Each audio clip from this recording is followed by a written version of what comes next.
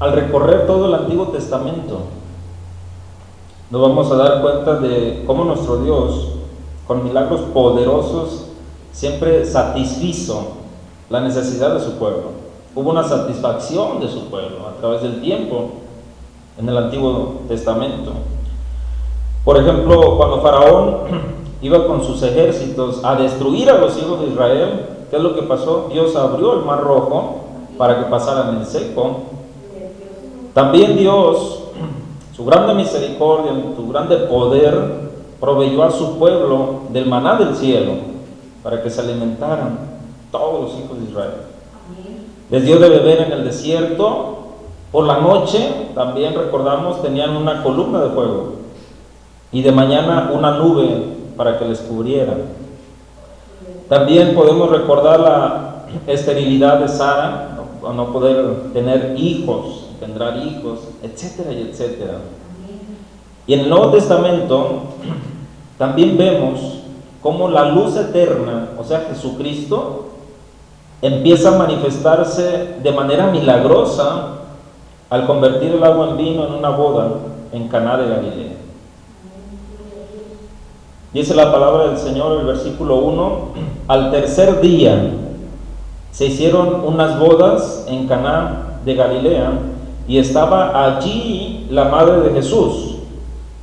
Fíjense bien, al llegar este día, tercer día, ya nuestro maestro había ganado el tercer par de discípulos. Es impresionante. En este caso, Felipe y Natanael, 3 pares de discípulos, tercer día. Vemos cómo Jesucristo mismo no perdía tiempo en anunciar y salvar las almas para su reino, discipular.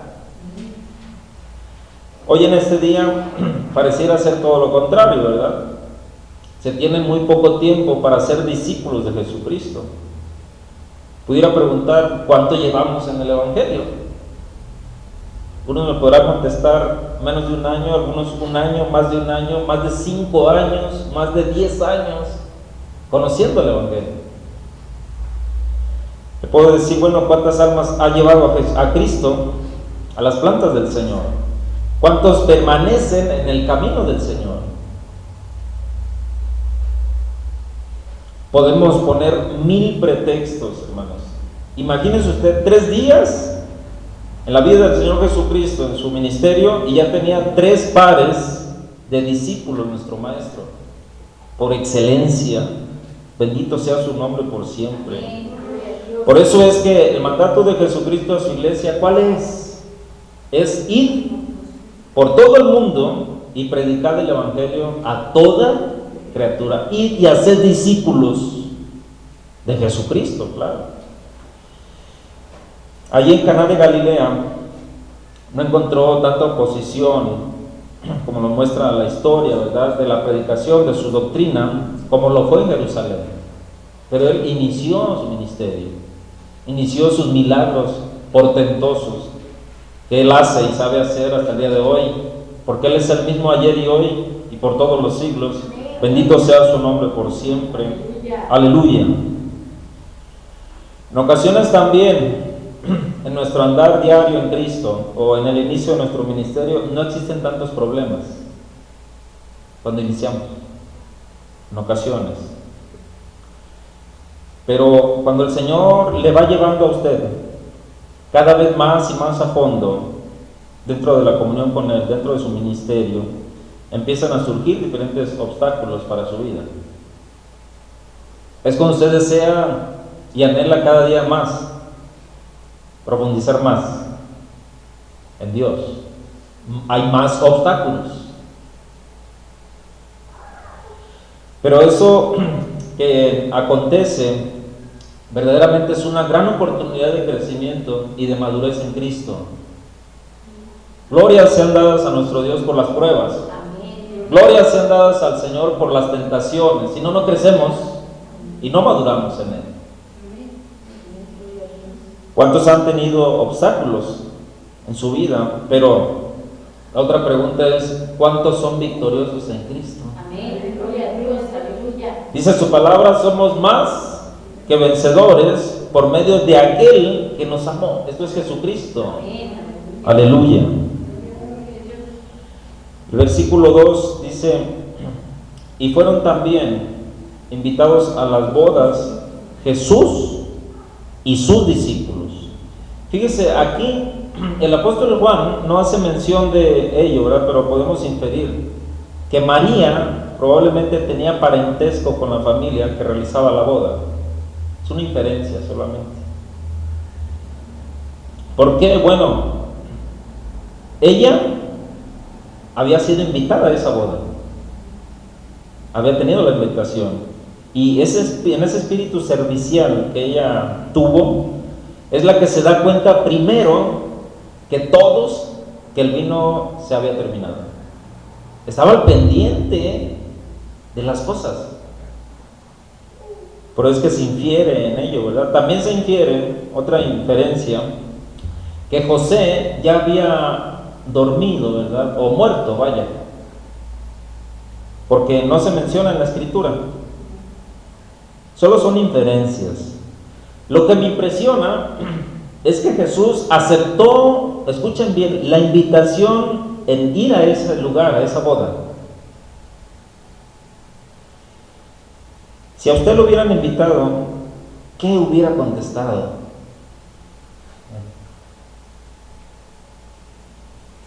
No, porque me contamino, ¿verdad? Como ya lo vimos hace algunas semanas atrás.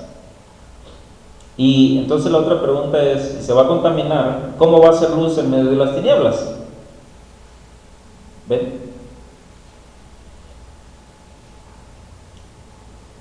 Aquí en la iglesia donde hay luz, está la luz de Jesucristo, es muy fácil ser cristiano. O a veces aparentar que somos cristianos, ¿verdad? Aquí. Pero ser luz con la gente que no conoce a Cristo fuera del templo, eso es lo que nos debe de interesar, ser luz en medio de las tinieblas. En cuántas ocasiones nuestro Señor Jesucristo fue etiquetado como pecador, ¿verdad? Por estar con los pecadores, según los fariseos. Ese es pecador, ¿verdad? Porque se junta con los pecadores. ¿Qué hacía nuestro Señor Jesucristo en medio de ellos? Esa es la otra interrogante. Él daba ejemplo claro que Él es Dios. Eso es lo que hacía. Les enseñaba las leyes divinas, salvaba sus almas, y en anexo a ello también beneficiaba a aquellos y sanaba a todo malestar, toda enfermedad, todo aquel que estaba siendo atormentado por un espíritu demoníaco, los liberaba. Obtenían beneficios a través de él, en lo espiritual, en lo material, les daba la alimentación, pero también en sus cuerpos físicos. Él sanaba cualquier tipo de enfermedad, toda dolencia, bendito sea el Señor. La pregunta obligada es: ¿usted qué va a hacer ante tal necesidad espiritual de gente pecadora? ¿Va a ser luz? ¿O va a tener una mentalidad de puritano extremista? Muchos viven así, aparentando lo que no son en Dios. Tienen apariencia de piedad, pero niegan la eficacia de ella, como dice la palabra. Entonces, nos damos cuenta aquí que nuestro Señor Jesucristo asistió a la boda en Caná de Galilea. Allí estuvo en la boda.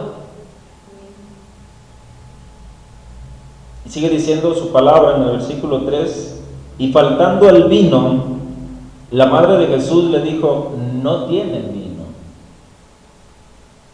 Notemos que lo que aparentemente, escuchen bien, lo que aparentemente no iba a escasearse, se escaseó en ese momento. Lo que aquellas personas estaban disfrutando, se terminó, culminó, cesó. Aquí podemos sacar, un principio maravilloso. Todas las cosas materiales se terminan tarde que temprano, pero lo espiritual es eterno. Aún así, amados hermanos, si se llegara a necesitar algo material, Dios en su soberanía, en su gracia infinita, en su voluntad, nos lo da por su gracia solamente. Fue lo que pasó en esta fiesta. Se acabó el vino, pero algo que debemos de aprender de María es que va con quien puede satisfacer cualquier necesidad. Fíjese cómo llevó María la necesidad de los demás. Eso fue lo que hizo María. Llevó la necesidad de los demás en manos de Jesús, sabiendo de antemano que Él podía ayudarles. Le pidió que les ayudara en esos momentos de necesidad.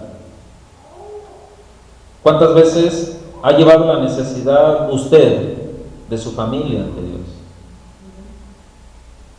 ¿Cuántas veces ha llevado la necesidad de usted en petición, en ruego de los hermanos en Cristo hacia Dios?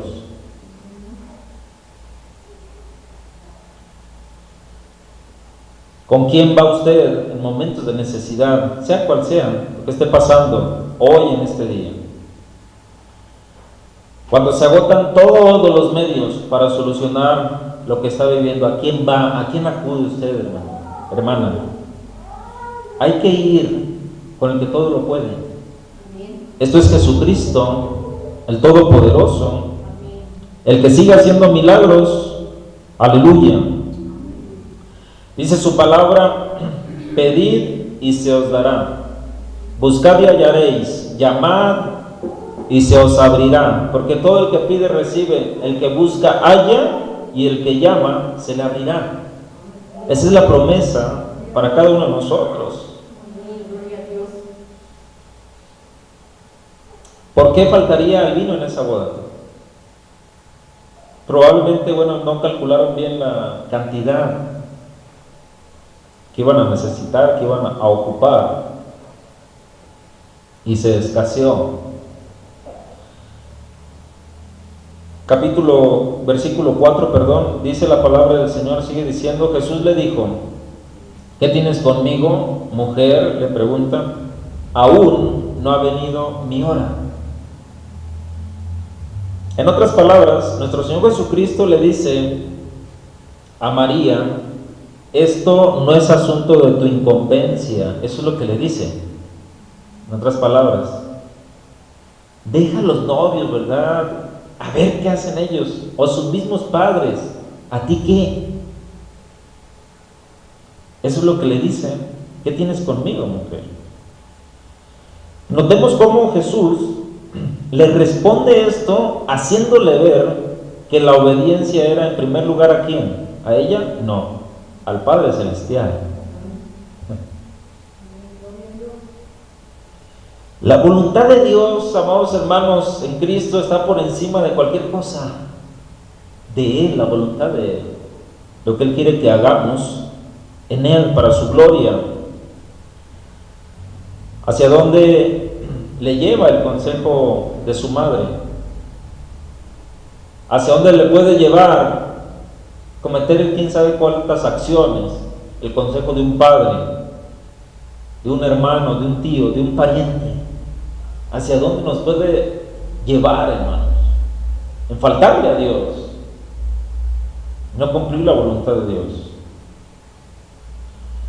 Recuerden que el mejor consejo lo podemos encontrar en la palabra del Señor. Allí es el mejor consejo que puede venir de parte de Dios, de arriba, que de arriba viene la sabiduría, y toda dádiva procede de lo alto. Bendito sea el nombre de nuestro Dios. Nos damos cuenta también cómo Jesús espera el momento preciso que el Padre en su voluntad dictara para poder obrar el milagro. Él no se adelanta, Él espera la voluntad del Padre. Mujer, le dice, ¿qué tienes conmigo? Mujer, aún no ha venido mi hora. Vemos la impaciencia también de María de pedir más vino. Ya se acabó, órale. Hay que seguir festejando aquí, necesitamos más vino. Tienes que hacerlo en este momento. Y Jesús le dice, espera. Se impacientó María, ¿verdad? Pedir más vino. ¿A qué hora se refería Jesús aquí? Aún no ha venido mi hora. Algunos piensan que es la hora de su inicio de su ministerio. Aún no ha llegado mi hora, por cuanto en ese momento en Caná de Galilea hace su primer milagro, que registra la Biblia. Eso sí quiero recalcarlo. La Biblia nos registra el primer milagro allí. No se sabe si antes había ocurrido otro, no sabemos. Podemos inferir que no, podemos inferir que sí, en fin. Otros piensan que se refiere a la hora de su muerte en la cruz del Calvario. Aún no ha llegado mi hora. Pero lo que vemos antes, o sea, en la contestación que le da a María y en la espera que tiene también en realizar el milagro de convertir el agua en vino, nos percatamos que el tiempo que él espera no es el tiempo que nosotros usamos, el cronos, sino esperaba el tiempo kairos, el tiempo de Dios, el tiempo preciso, tiempo oportuno del Padre hacia él en la realización del milagro. La hora no ha llegado. Notemos lo siguiente, amados hermanos. Jesús no hizo el milagro en el momento que María le dice, ¿o sí lo hace? No lo hace.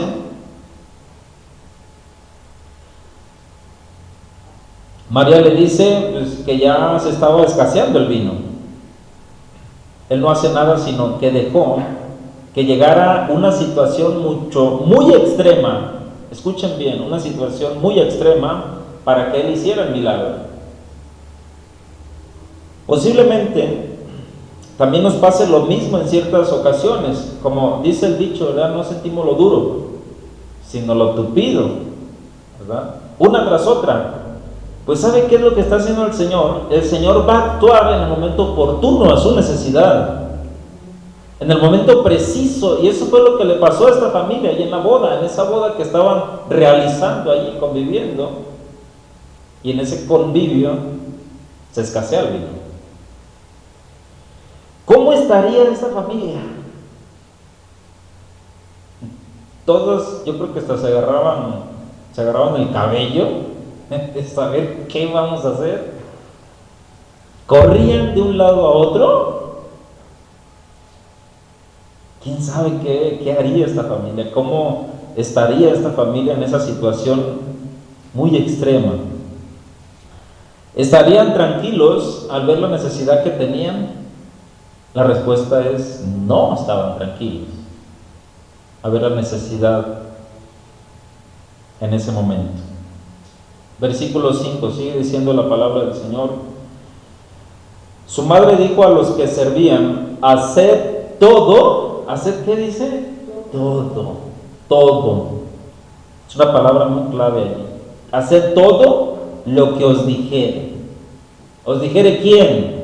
Jesucristo. Jesús.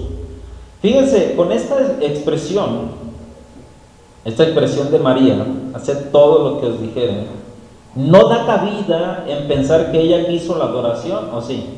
Eso es muy sencillo, ¿no? Yo me hago a un lado y hagan todo lo que Él les mande. Jesús, a Jesús obedezcan. Eso es lo que quiso decir. ¿Por qué María no hizo el milagro? Esa es la interrogante. ¿Por qué María no hizo el milagro? Si algunos dicen que tiene poder para hacer milagros, la otra interrogante es, ¿será ella quien hace el milagro? Porque tienen ojos mas no ven, orejas tienen mas no oyen, bocas tienen mas no hablan.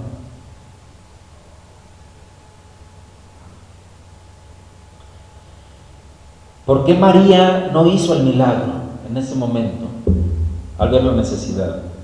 ¿Por qué no suplió esa necesidad en ese momento? Si vemos esto, amados hermanos, Entonces, ¿por qué se adora a María hoy en día? María llama a Jesús Salvador mío en la visita que hizo en casa de Elizabeth. Esto lo encontramos en Lucas capítulo 1, versículo 46 al 50. Dice: entonces María dijo: engrandece mi alma al Señor. También lo llama Señor. Y mi espíritu se regocija en Dios mi Salvador.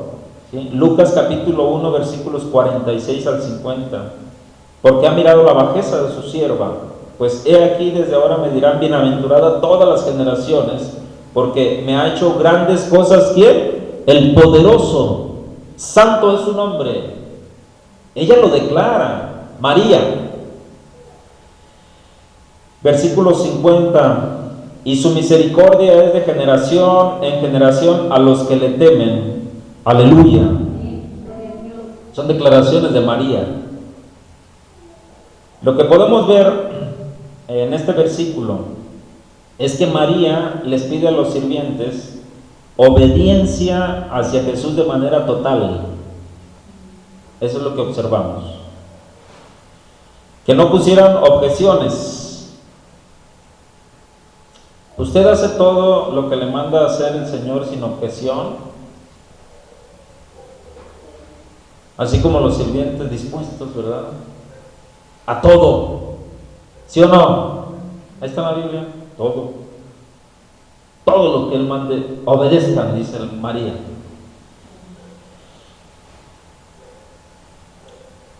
¿O cuál es su pero, hermano, hermana del Señor?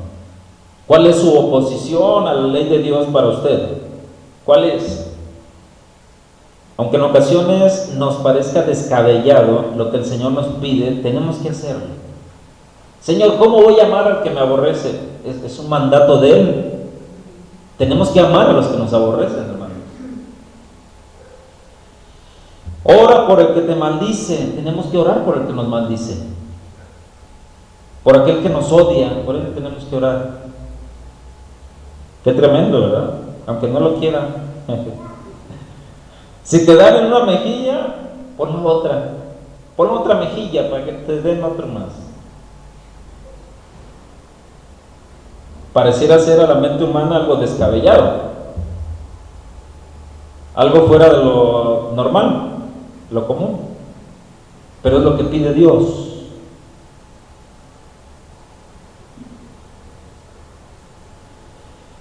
Dirás, pero ¿cómo, Señor, verdad? Déjame decirle que las leyes divinas no están para discutirse. Lo que Dios ha establecido en su palabra no es para discutir con Él, es para obedecerle, nada más, para cumplirlas en la fortaleza que Él nos da. El versículo 6 sigue diciendo la palabra del Señor: y estaban allí 6 tinajas de piedra para agua, conforme al rito de la purificación de los judíos, en cada una de las cuales cabían 2 o 3 cántaros. Versículo 7. Jesús les dijo: llenad estas tinajas de agua. Y las llenaron, ¿hasta dónde? Hasta arriba. Ponga atención en lo siguiente. Jesús, ¿qué les ordena? Llenen las vasijas, ¿verdad? Llénenlas. Pero no les dijo que hasta arriba, como ellos decidieron hacerlo. Pudieran, alguno por ahí, que llenan, mejor hasta la mitad, ¿sí o no? Nos dijo que las llenáramos, pero no. O sea, tomar en poco el mandato de Jesús. Alguno por ahí a lo mejor sí pensó eso, ¿no? ¿Cómo le vamos a obedecer, verdad? Pero al ver que las llenaron todas, pues todas las llenaron todas. Algunos a lo mejor pensaron solamente en llenar las 3 cuartos de agua para no cargar. Imagínense estar llenando allí esas vasijas, etcétera y etcétera. Entonces nos damos cuenta aquí que con muchísimo empeño hicieron lo que el Señor les mandó. Le pusieron muchísimo empeño, hermanos, hermanas.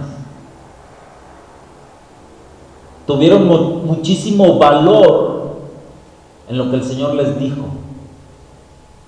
E hicieron lo mejor que pudieron también, al llenarlas hasta el tope.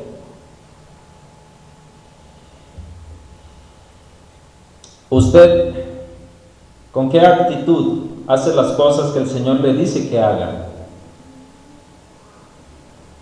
No cabe duda, amados hermanos, que la obediencia y dedicación al llamado del Señor, eso da como resultado un gran milagro poderoso de la luz. Esto es Jesucristo. ¿Sí notamos ahí en la Escritura? El Señor les manda, ellos obedecen, pero obedecen de manera total. Dice el Señor: llenen las vasijas. Ellos llenaron las vasijas, tal y como Jesús les dictó. Como resultado, el milagro del Señor Jesús, lo vamos a ver ahorita.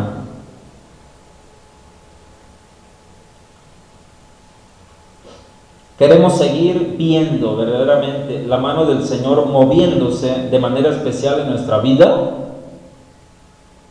Necesitamos ser obedientes, hermanos, a lo que el Señor nos mande y dedicarnos a lo que el Señor nos ha llamado. No andar vacilando, ¿verdad?, al cristianismo. Versículo 8 sigue diciendo la palabra del Señor: entonces les dijo: sacad ahora y llevadlo al maestresala. Y se lo llevaron. Fíjense cómo Jesús no hace todo un teatro milagrero, ¿verdad?, como hoy en día. Muchas iglesias están cayendo en esto. ¿Sí, Jesucristo no? Ni se dieron cuenta toda la gente que estaba allí de que Jesús había hecho el milagro. Se dieron cuenta después que ya empezó a hablar, empezó a decir qué es lo que había acontecido en ese momento. Teatros milagreros es lo que hay hoy en día en las iglesias. Jesús obró calladamente el milagro, ¿sí o no? Calladito, sin ni una sola palabra, con su puro poder, porque para Él no hay nada imposible. Aleluya.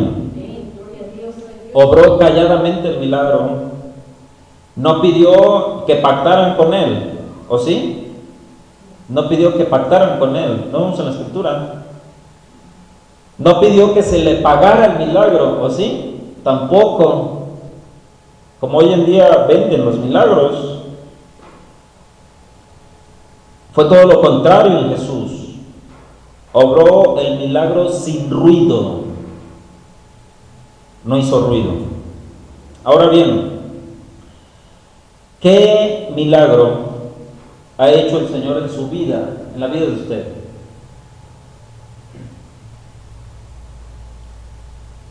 Cualquier obra maravillosa y poderosa de nuestro Señor Jesucristo en usted, en su vida, eso es para usarse, hermano. Es para usarse para su gloria, en el nombre poderoso del Señor. Imagínese usted a esta gente que había recibido el milagro del Señor, que lo hubieran tomado un poco, ese milagro,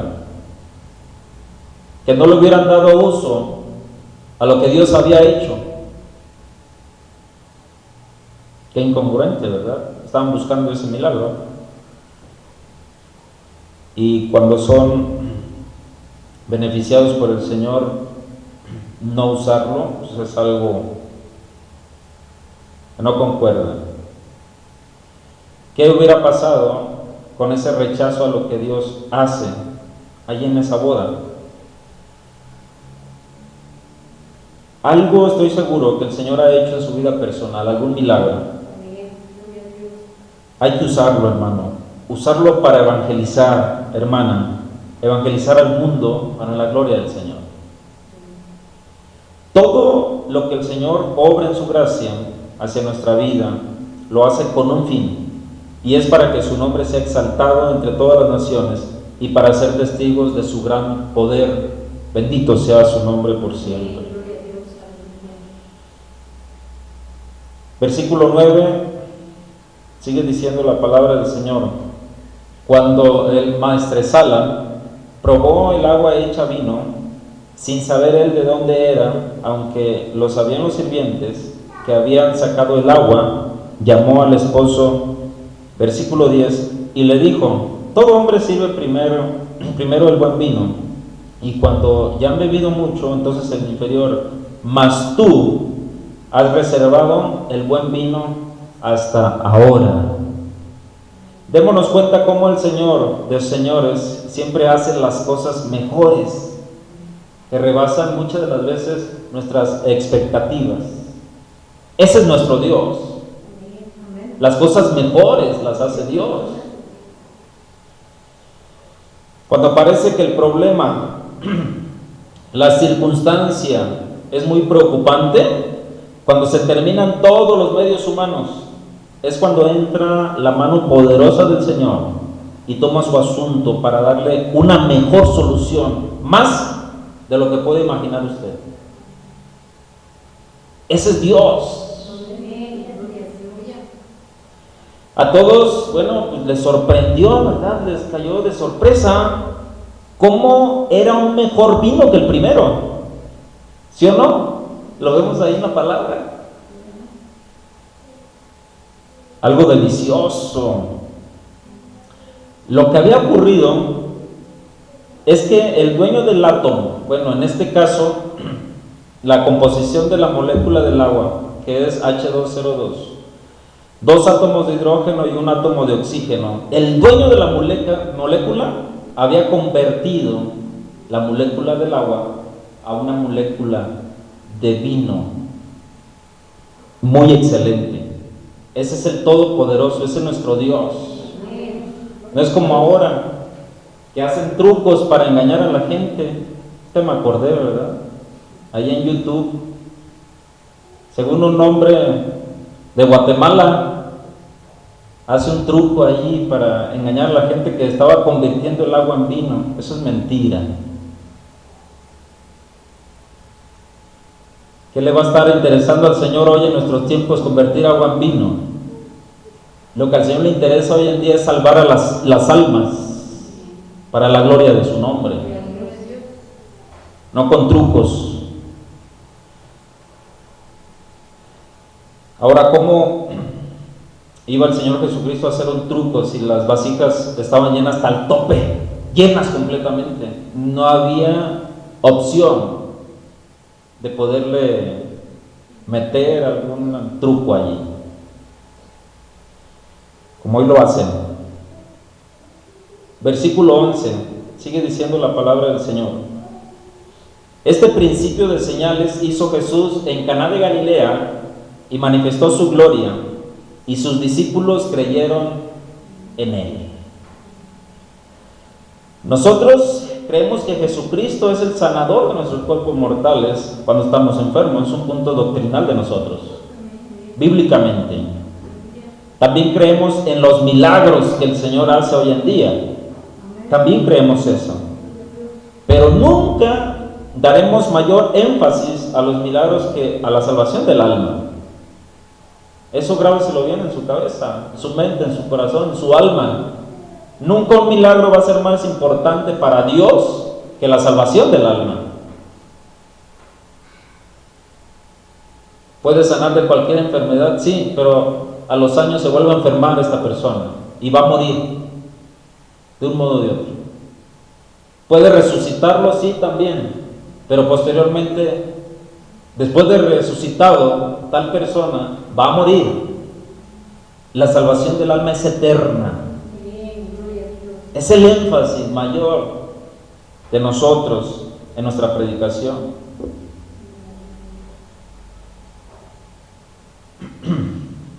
La salvación del alma es el milagro más grande que existe. El salvar el alma del pecado y del error, ese es el milagro más grande. Hoy en día, bueno, parece todo lo contrario. Se le da mucho más importancia a las cosas efímeras, pasajeras, materiales, que a la salvación del alma, a lo eterno, a lo espiritual. Puedo preguntar, bueno, ¿de qué le sirve ganar todos los tesoros del mundo? Todos absolutamente, ¿verdad? Y que se pierda su alma. ¿De qué le sirve? Nosotros, bueno, no somos sensoriales, no nos dejamos llevar por lo que vemos, por lo que tocamos, palpamos. Eso nunca debe de ocurrir en nuestra vida. Posiblemente aquí, bueno, no haya lluvia de oro, como en otros templos lo hay. Aquí no hay. Es lo actual, ¿verdad?, del supuesto evangelio que predican muchos pseudomaestros, falsos maestros. Posiblemente tampoco se derramen cantidades de aceite, ¿verdad?, a través de la pared, como muchos dicen por allí en internet, hay videos allí. Nosotros permanecemos por fe, y la fe no tiene nada que ver con nuestros sentidos. Aunque no veamos con nuestros ojos carnales a nuestro Señor, sabemos que Él existe a través de los ojos espirituales, a través de los ojos de la fe. Bendito sea el Señor por siempre. Nuestro Señor Jesucristo se nos ha revelado en su infinita gracia a cada uno de nosotros. Recordemos qué fue lo que pasó con Tomás, llamado Dídimo. ¿Qué fue lo que pasó? En el momento de la aparición de Jesucristo con sus discípulos, no se encontraba allí, no estaba. Y los discípulos le dicen que Jesús estuvo con ellos. ¿Y qué le dijo Tomás? Hasta no ver, no creeré. Qué tremendo, ¿eh? Por no ver, no creer, eso no es fe. Un discípulo sensorial necesita ver para creer. Ahí está Tomás.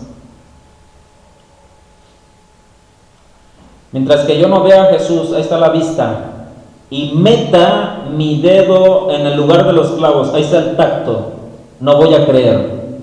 Ver y creer, ver y tocar, perdón.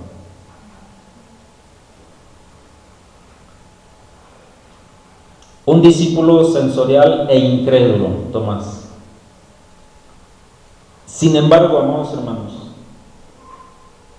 darnos cuenta de ello, nuestra manera de pensar debe de ser distinta, muy distinta, hermanos. Pues la fe, ¿qué es la fe? Es la certeza de lo que se espera. Como dio ejemplo Abraham, salió sin saber a dónde iba. Y algo que caracterizó a Abraham fue su obediencia a Dios. Una obediencia total a Dios. La fe es la certeza de lo que se espera, la convicción de lo que no se ve. Esa es la fe.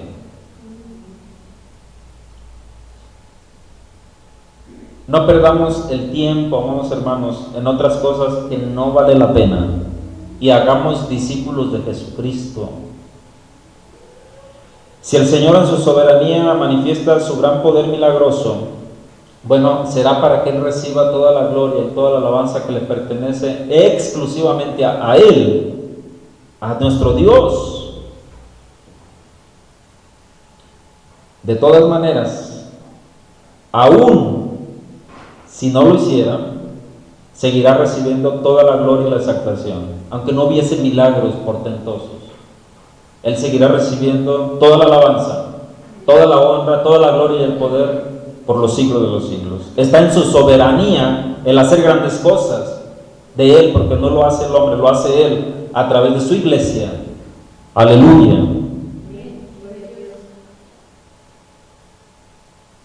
Siempre Él nos dará lo mejor que Él tiene para nosotros, para que nosotros lo disfrutemos por su gracia.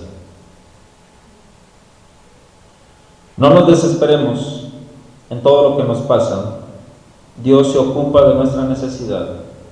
Por muy extrema que parezca, Dios seguirá cumpliendo su propósito perfecto en su iglesia, y ustedes, su iglesia.